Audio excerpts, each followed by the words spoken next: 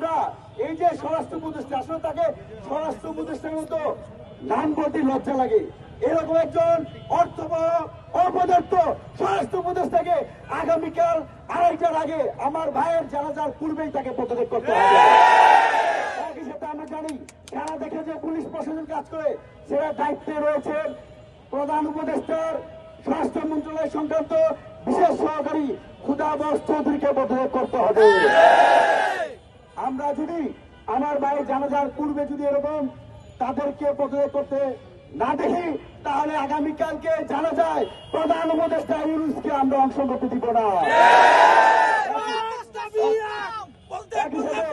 আমরা দেখতে পাচ্ছি প্রধান উপদেষ্টা প্রেস সচিব শফিকুল ভাইকে বলতে চাই, আপনি বলেছেন ত্রয়োদশ জাতীয় সংসদ নির্বাচনে জাতীয় পার্টি অংশ নিতে পারবে।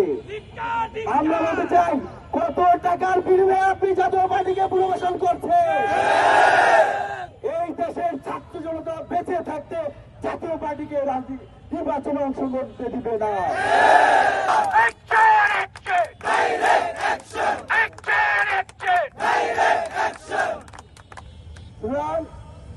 এই যে ভারতীয় চোর যারা বাংলাদেশে রাজনীতি করে সাংবাদিকদের বলে কি কথা বলবে সেটা ভারত ঠিক করে দিয়েছে।